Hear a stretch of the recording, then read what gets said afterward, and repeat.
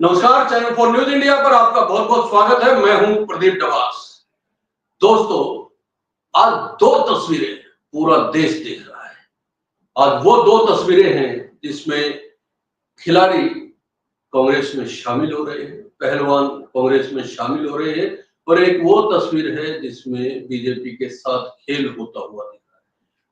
प्रदेश के हरियाणा के मुख्यमंत्री नायब सिंह सैनी के साथ जो कर्णदेव कंबोज ने किया है, उसकी चर्चा आज पूरे देश में। नायब सिंह सैनी, आप तस्वीरों में देखेंगे कि ऐसे हाथ आगे बढ़ा रहे हैं और कर्णदेव कंबोज ऐसे कंधा पीछा करके और हाथ जोड़ के कह रहे हैं कि चाहिए। लेकिन सबसे महत्वपूर्ण तस्वीर आज की जो पूरे देश में सुर्खियों में बनी हुई है, वो विनेश फोगाट और बजरंग पूनिया के कांग्रेस ज्वाइन करने। इसको लेके प्रतिक्रियाएं आ रही हैं, इसको लेके सवाल खड़े किए जा रहे हैं और इसको लेके कांग्रेस उत्साह में थी।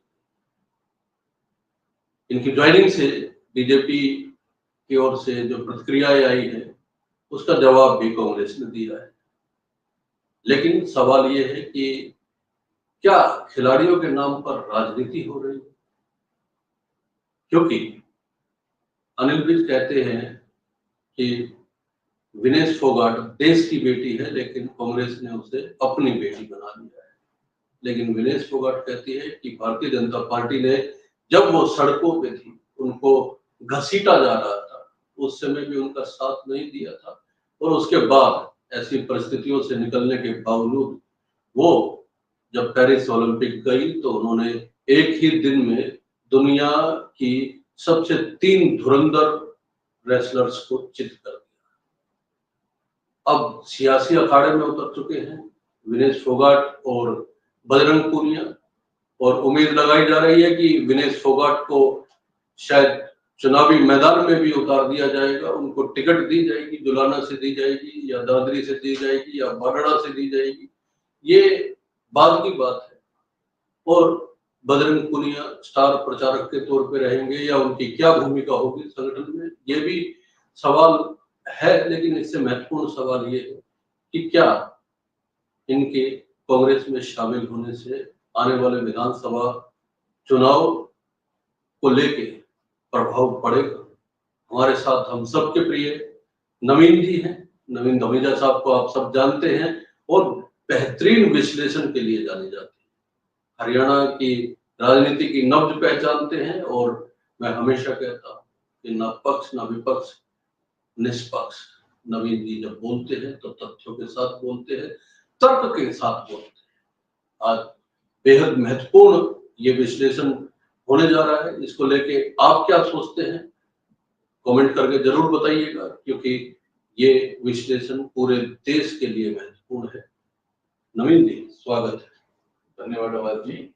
कहा जा रहा है कि खिलाड़ियों के नाम पे जो है अब राजनीति शुरू हो गई। खिलाड़ियों को राजनीति में लेके आने का सिलसिला जो ही शुरू हुआ है, भारतीय जनता पार्टी कहती है कि देश की बेटी को कांग्रेस ने अपनी बेटी बना।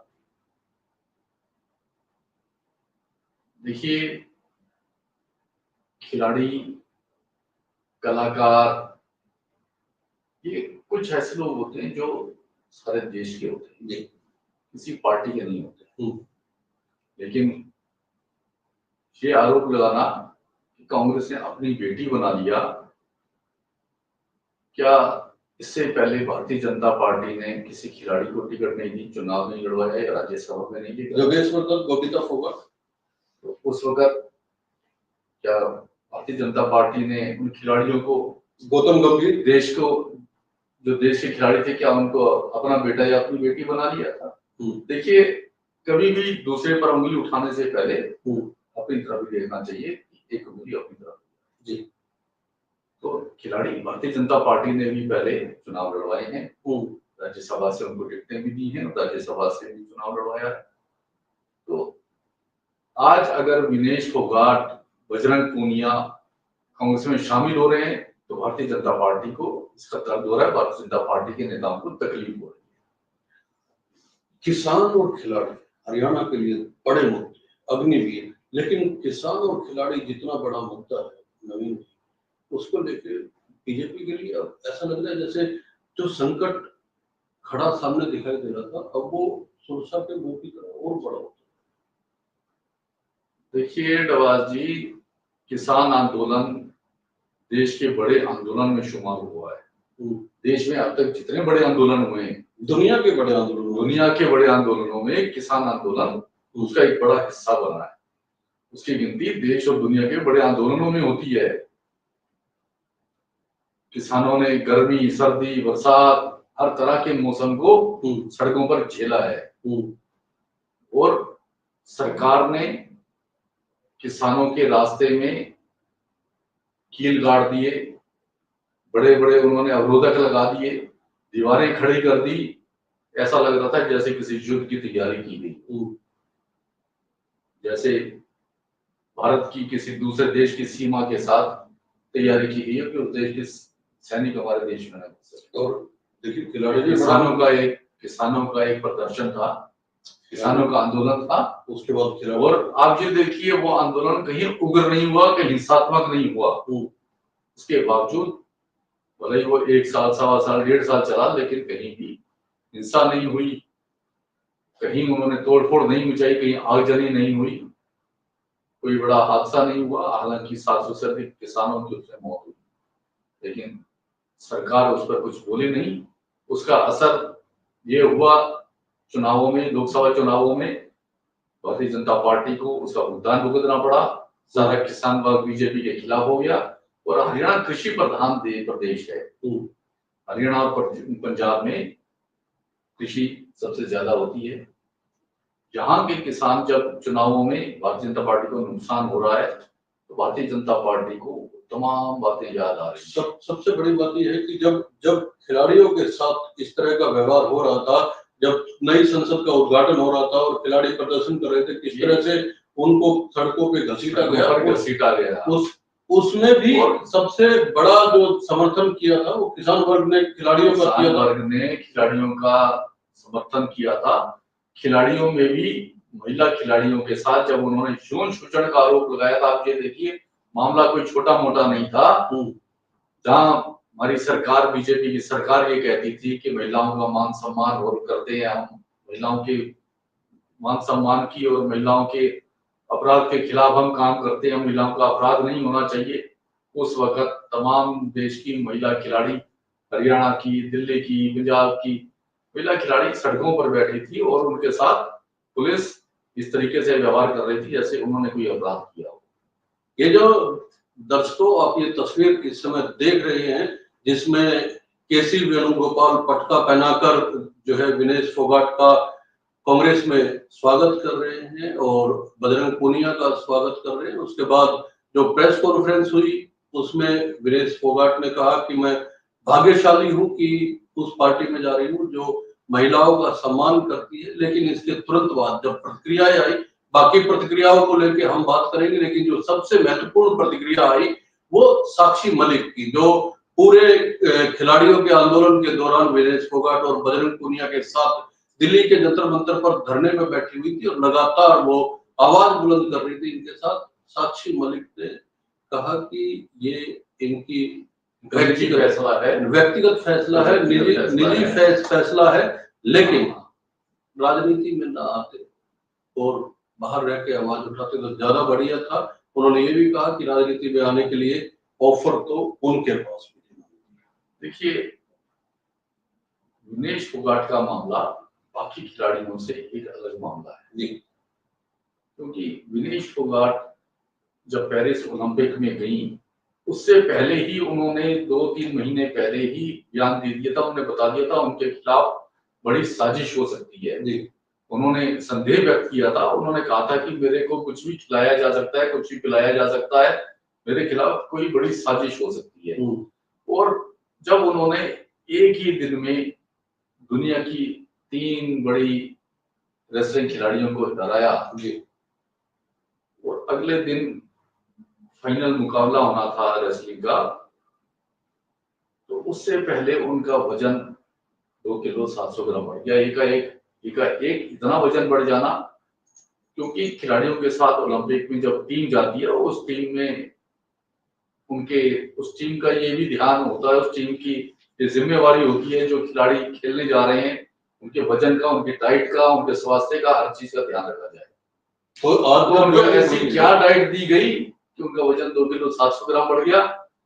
उन्होंने सारी रात मेहनत करी, उसके बावजूद भी अगले दिन जब वो रेसलिंग के लिए गई तो 100 ग्राम उनका वजन बढ़ा हुआ था, जिसकी वजह से उन्हें गोल्ड मेडल उनका रह गया और उन्हें खेल से बाहर कर दिया गया। और भारत सरकार ने तब तक कोई, ओलंपिक की टीम ने तब तक कोई विरोध नहीं किया। जब ये मामला देश में आया, मीडिया में आया और इस बात का विरोध होने लगा तो उसके बाद ओलंपिक एसोसिएशन ने, भारत सरकार ने इसका विरोध जताया और ये कहा कि इसको सिल्वर मेडल तो मिलना चाहिए। लेकिन तब तक बहुत देर हो चुकी थी, क्योंकि समय पे अगर उन्होंने ये फैसला ले लिया होता तो कम से कम सिल्वर मेडल जरूर मिलता। उसके बाद ये मामला आया कि शायद राजनीतिक रूप से ये कुछ मामला हुआ है और 17 अगस्त को जब विनेश फोगाट देश में वापस लौटी तो देश के लोग उनका इंतजार कर रहे थे स्वागत के लिए। उनका भारी स्वागत किया गया। उनके स्वागत के समय पूर्व मुख्यमंत्री भूपेंद्र सिंह हुड्डा के बेटे सांसद दीपेंद्र हुड्डा उनके साथ खुली जीप में उनके साथ आए। उन्होंने एयरपोर्ट से ही उनके साथ चलना शुरू किया और रास्ते में जगह जगह उनका स्वागत हुआ। तो उस दिन ये एक अंदाजा लग गया था कि कांग्रेस के साथ वो जा सकती है। हालांकि प्रदेश के मुख्यमंत्री नायब सिंह सैनी ने घोषणा की थी कि इनको तमाम वही सुविधाएं दी जाएंगी जो गोल्ड मेडलिस्ट को दी जाती है। उन्होंने इस बात की घोषणाएं की थी, लेकिन अभी तक उनमें से कोई घोषणा पूरी नहीं हुई। मुख्यमंत्री नायब सिंह सैनी का कहना है कि उसके बाद चुनाव घोषित हो गए, जिसकी वजह से घोषणाएं पूरी नहीं हो पाई।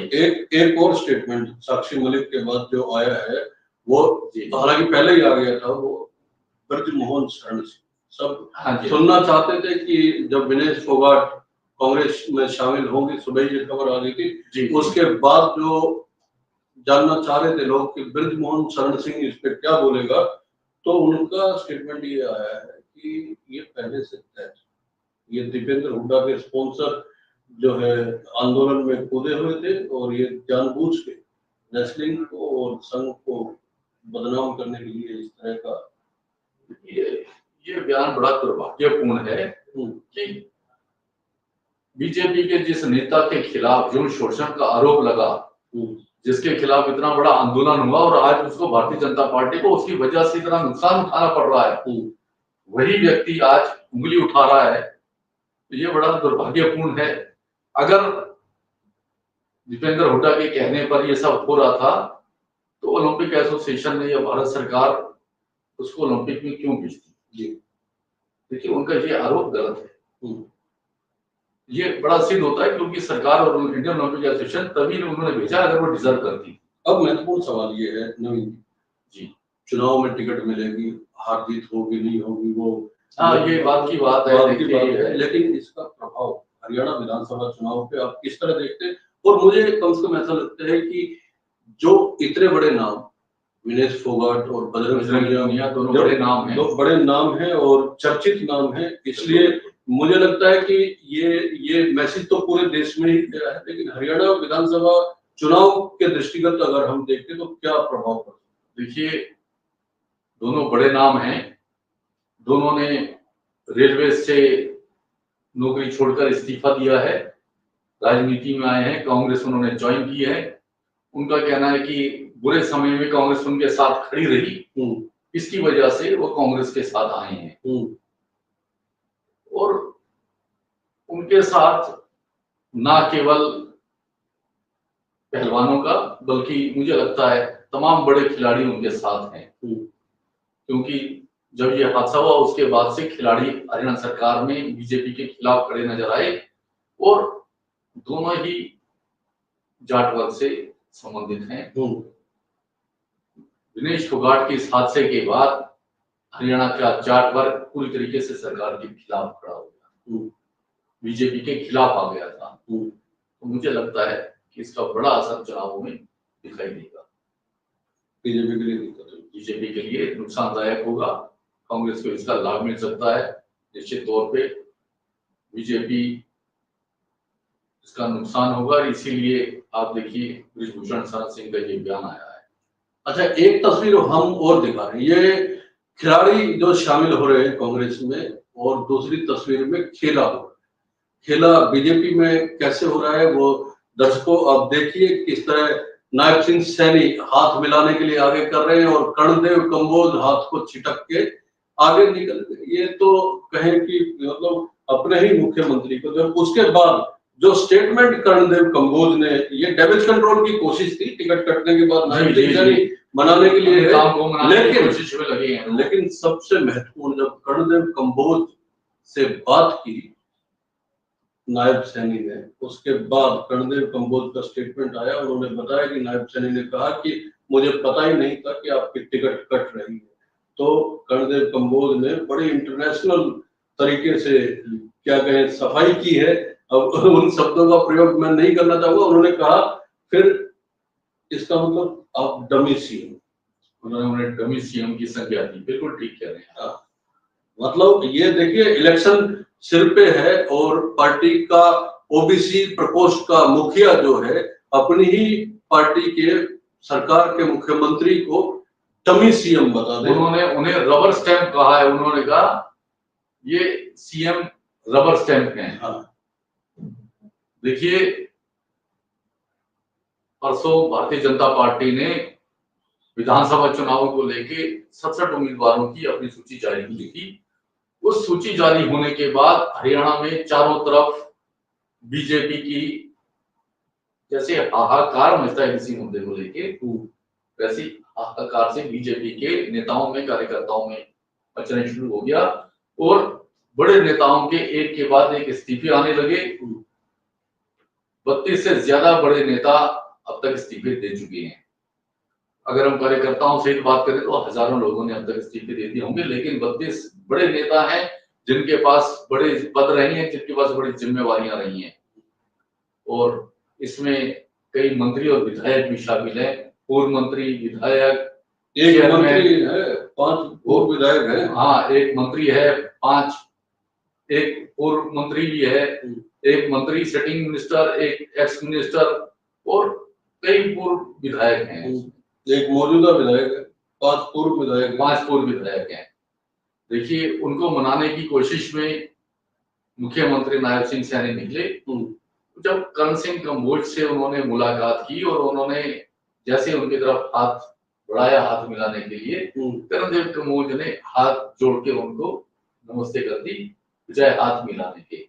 देखिए, एक मुख्यमंत्री के लिए या कोई भी व्यक्ति किसी से भी जब हाथ मिलाने के लिए हाथ आगे बढ़ाता है और सामने वाला हाथ में, तो उसके मतलब इतनी बेइज्जती होती है, उसको लगता है मेरा हाथ काट दिया जाए, भले ही है, लेकिन इसने हाथ नहीं मिलाया तो उसकी स्थिति इतनी, आदमी कुछ कहने लायक नहीं रहता, आदमी को बड़ी बेइज्जती महसूस होती है। लेकिन हुई तो कोई भी व्यक्ति हुई नहीं। नायब सैनी साहब ने जब उन्होंने हाथ में मिला तो उनका जाते हुए हाथ पकड़ के अपनी तरफ खींचा भी है। सबसे बड़ी बात ये है, ये आप जानते हैं कि बेइज्जती नहीं हुई, लेकिन हरियाणा मान रहा है कि बेइज्जती हुई। ये आपको लग रहा है बेइज्जती नहीं, उन्होंने माना नहीं कि मेरी बेइज्जती हुई। देखिए, उन्होंने तो फिर भी हाथ पकड़ दिया। और सबसे बड़ी बात यह है कि डैमेज कंट्रोल के लिए आज दिल्ली में मीटिंग बुलाई गई है और सूचना, अपने दर्शकों को बता दें कि सूचना, बड़ी सूचना ये आ रही है कि हो सकता है 4 से 5 सीटों पर भारतीय जनता पार्टी जो 67 उम्मीदवारों की घोषणा की है,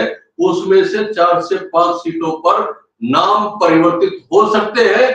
और इसमें एक नाम इंद्री का भी है, एक नाम खन्ना, एक नाम सोनीपत का है, एक हिसार, सोनीपत। 4 सीटें हैं, सोनीपत, भवानीखेड़ा, हिसार और इंद्री।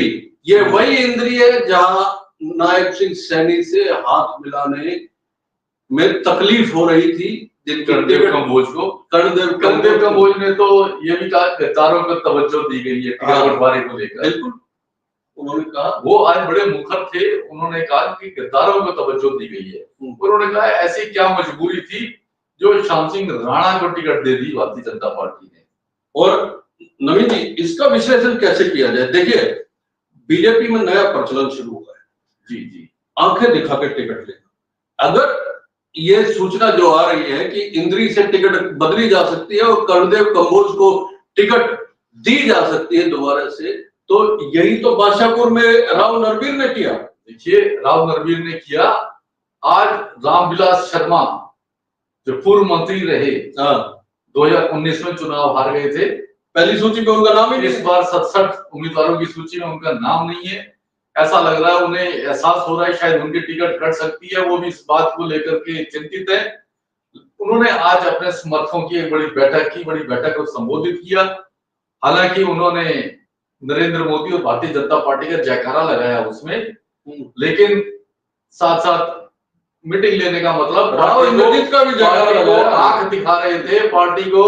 वो एक प्रेशर क्रिएट कर रहे थे। ये प्रेशर पॉलिटिक्स है कि प्रेशर क्रिएट किया जा रहा है कि मेरे साथ इतनी भीड़ है, इतने कार्यकर्ता हैं, इतने लोग हैं, और अगर आप लोगों ने पार्टी में मुझे टिकट नहीं दी तो मैं चुनाव लड़ सकता हूं, मैं भी कोई डिसीजन ले सकता हूं।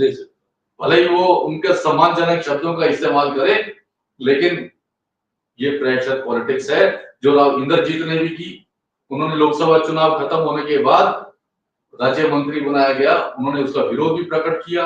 कार्यकर्ताओं के साथ उन्होंने आंख दिखाते हुए उन्होंने बैठक की, और उसका परिणाम हुआ उनकी बेटी को और उनके समर्थकों को टिकटें दी गई। राव नरबीर ने जब आंख दिखाई, उन्होंने प्रेशर उठाया, उन्होंने कहा भारतीय जनता पार्टी ने मुझे टिकट नहीं दी, मैं कांग्रेस से चुनाव लड़ सकता हूं। तो देखिए, उनके प्रेशर के सामने भी भारतीय जनता पार्टी को झुकना पड़ा, उन्हें भी बीजेपी ने टिकट दी। अब देखिए कुछ लोग, और अब सावित्री जिंदल के समर्थकों ने ये कहा, तो देखिए इंसान की सूचना आ रही है। देखिए, सूचना ये आ रही है कि भारतीय जनता पार्टी ने इमरजेंसी मीटिंग बुलाई है और कुछ सीटों पर दोबारा विचार किया जा रहा है। ये 4 सीटें तो प्रमुखता से नाम लिया जा रहा है, सोनीपत का लिया जा रहा है, हिसार का लिया जा रहा है, हिसार का, इंद्री का और भवानीखेड़ा का। भवानीखेड़ा के मंत्री तो रो पड़े मंच पे। देखिए टिकट, कई मंत्री रोए हैं, कई नेता रोए हैं बीजेपी के, जिनकी टिकट कटी है, और भर भर के रोए हैं। हाँ, फूट फूट कर रोए हैं। फूट के रोए। कविता जैन रोई है। मैं एक और उदाहरण देता हूँ, बड़ा रोचक है दोस्तों, आप सुनिए। लतिका शर्मा रोई है। लतिका शर्मा रोई है, और बहादुरगढ़ से 2014 में भारतीय जनता पार्टी की टिकट पर चुनाव लड़े और जीते बीजेपी ने, नरेश कौशिक। बीजेपी ने अब की बार उनके छोटे भाई को, सगे छोटे भाई को, दिनेश कौशिक को टिकट दी है। आज नरेश कौशिक ने अपने समर्थकों के बीच जाकर वो भी रोए हैं, और उन्होंने यहां तक कहा है कि भारतीय जनता पार्टी के कुछ नेता उनके घर में फूट डलवाने की कोशिश कर रहे हैं। एक बात ये कही, उन्होंने कहा परिवार को तोड़ने की कोशिश की जा रही है, परिवार को तोड़ने की कोशिश, और वो जी भर के रोए, खूब रोए हैं। और उन्होंने ये कहा कि मेरा भाई ठीक आदमी नहीं है, वो अहंकारी है, उसको टिकट देना गलत है। जब भाई भाई के विरोध में, सगे भाई आपस में, एक भाई पहले 2014 में विधायक रह चुका और दूसरे छोटे भाई को 2019 में, परिवारवाद के खिलाफत करने वाली बीजेपी। देखिए, नरेश कौशिक 2014 में विधायक रहे बीजेपी की टिकट से। इस बार छोटे भाई दिनेश कौशिक को बीजेपी ने टिकट दे दी, और दोनों भाइयों के बीच में टकराव होना संभव है। तो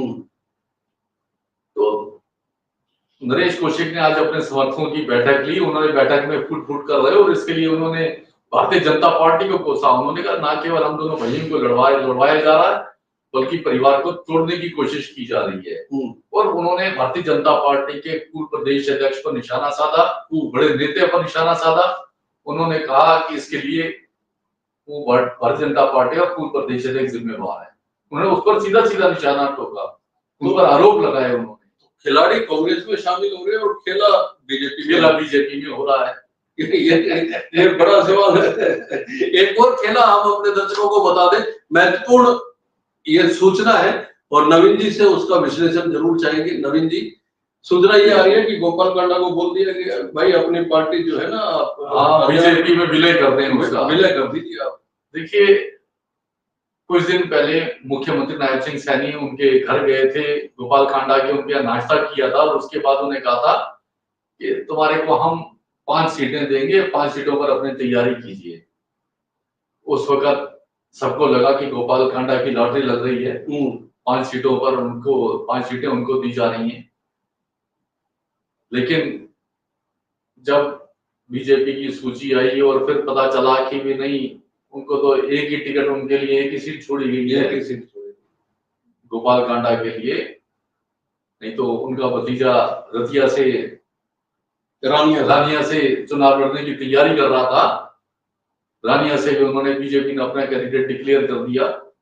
तो एक अकेली सीट जब उसके लिए छोड़ दी गई और भारतीय जनता पार्टी अब उनको कह रही है अपनी पार्टी हलोपा का बीजेपी में विलय कर दें, तो मुझे लगता है कि ऐसे समय में गोपाल कांडा बीजेपी के प्रेशर में नहीं आएंगे, क्योंकि उन्हें पता है कि एक सीट पर तो वो पिछली बार भी चुनाव जीत गए थे और वहां पर उनका अपना दबदबा है, उनकी अपनी जमीनी पकड़ है, लोगों के साथ उनका अच्छे संबंध है, जनता में उनकी तवज्जो है।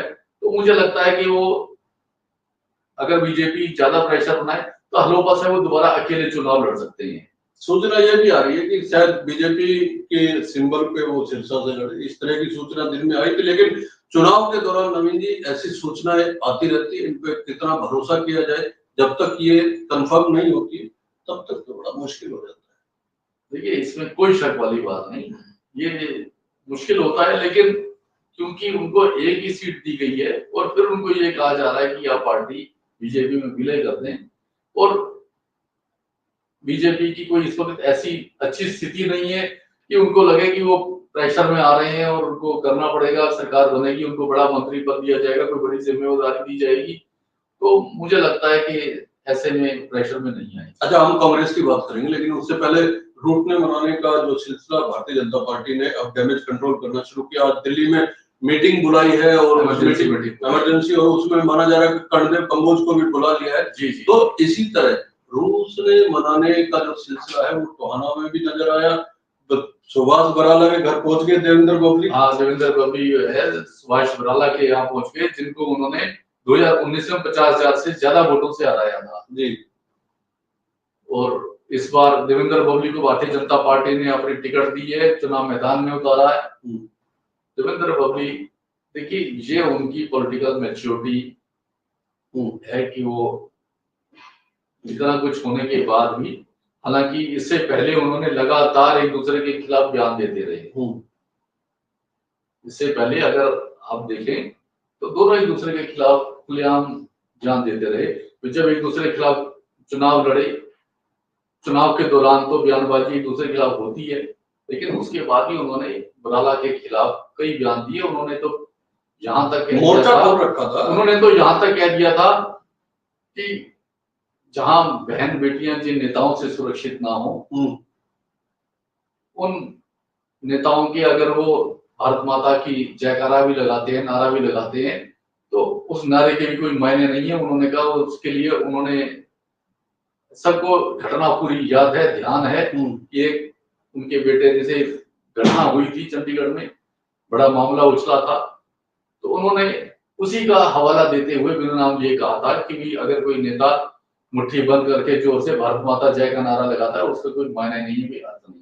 वो तो लगातार कई बार बराला के खिलाफ बड़ी बयानबाजी करते रहे हैं, लेकिन टिकट मिलते ही वो उनके घर गए, उनको मनाया, उनसे कहा कि भी आप मेरे भाई हैं, मैं सबसे पहले आपके पास आया। अच्छा, स्क्रीन पे कांग्रेस की तस्वीरें चल रही है नवीन जी, तो एक बड़ा सवाल ये भी है कि आम आदमी पार्टी और कांग्रेस के गठबंधन को लेकर 3 दिन हो गए, राहुल गांधी ने कहा था कि कमेटी बनाएंगे गठबंधन के लेकर की बात, लेकिन सूचना ये आ रही है कि प्रदेश के कुछ नेता जो है, खासकर भूपेंद्र सिंह हुड्डा, चाहते हैं कि पार्टी अकेले चुनाव लड़े, है ना। खबरें तो आज ट्विटर पे और सब जगह सोशल मीडिया पे इस तरह की भी चली है ट्रेंडिंग में कि भूपेंद्र हुड्डा ने साफ कह दिया कि वो पार्टी छोड़ देंगे।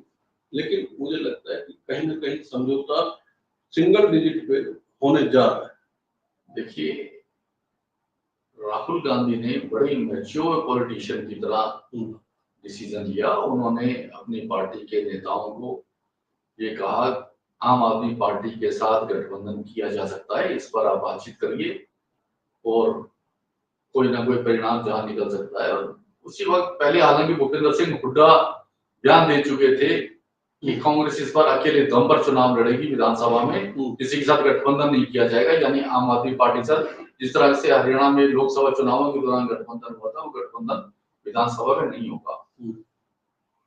लेकिन गठबंधन की बात आते ही भूपेंद्र सिंह हुड्डा ने फिर कहा 3 या 4 सीटें दी जा सकती हैं, यानी सबको पता था 3 या 4 सीटों पर गठबंधन होना पॉसिबल नहीं है। 3-4 सीटों पर गठबंधन नहीं हो सकता।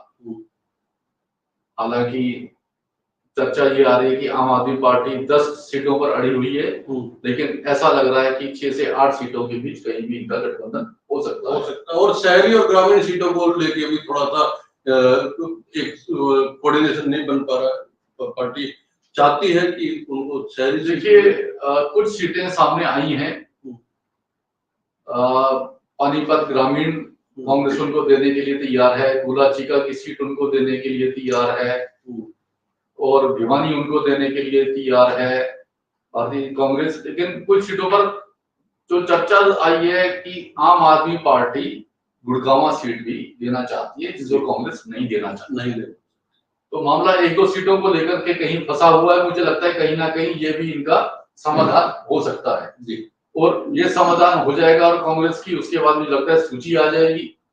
कांग्रेस की सूची आने के बाद पता चलेगा भारतीय जनता पार्टी और कांग्रेस में कौन कौन कैंडिडेट आमने सामने आ रहे हैं, और उसके बाद चुनाव का माहौल बहुत ज्यादा गर्माएगा।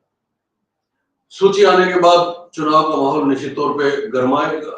बीजेपी अपनी सूची 67 विधायकों की जारी कर चुकी है। उम्मीद लगाई जा रही है कि इसमें से शायद 4 या 5 सीटों पर बदलाव हो सकता है उम्मीदवारों का। और जहां तक ये चर्चा चल रही है कि भूपेंद्र सिंह हुड्डा अब अलग हो सकते हैं, पार्टी अपनी अलग बना सकते हैं, तो मुझे लगता है कि वो ऐसी हरकत नहीं करेंगे, क्योंकि उन्हें भी पता है कांग्रेस में उनके साथ उनका एक बड़ा वर्चस्व कांग्रेस में है। नहीं, अपनी पार्टी बनाना और इस तरह की चर्चा चलाई जाती है। हाँ, लेकिन मुझे लगता है कि ये चर्चा कहीं बेसिक तरह की चर्चाएं अफवाह इस तरह की होती है, सोशल मीडिया पे इस तरह की चर्चाएं रहती हैं, और इस तरह की चर्चाओं से भी कई बार पार्टी के नेताओं पर प्रेशर बनाने की कोशिश की जाती है।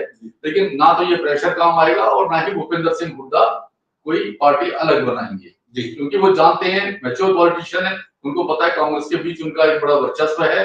कांग्रेस के साथ तो वो राजनेता रह सकते हैं, मुख्यमंत्री का उनका नंबर लग सकता है, उनके बेटे का भी राजनीतिक भविष्य कांग्रेस के साथ जुड़ा है, अपनी पार्टी के साथ उनका कोई भविष्य नहीं हुआ निश्चित तौर पे। और चुनाव के दौरान इस तरह की खबरें आती है। मैंने शो के बीच में भी कहा था कि खबरों को जांचना, चर्चा अलग चीज, लेकिन जांचना परखना बेहद जरूरी है, क्योंकि कई बार मंशा कुछ भी हो, इस तरह की खबरें फैलाई जाती है। और दर्शकों से भी अनुरोध है, कोई भी खबर पड़े, भूपेंद्र हुड्डा कांग्रेस में है नहीं है, ये विवेचना हम तब कर सकते हैं जब कोई ऑफिशियल जानकारी हमारे पास आए। दोस्तों, विनेश फोगाट और बजरंग पूनिया कांग्रेस में शामिल हो गए हैं, और भारतीय जनता पार्टी के भीतर क्या चल रहा है उसको लेके आज हमने चर्चा की। चर्चा आपको कैसी लगी?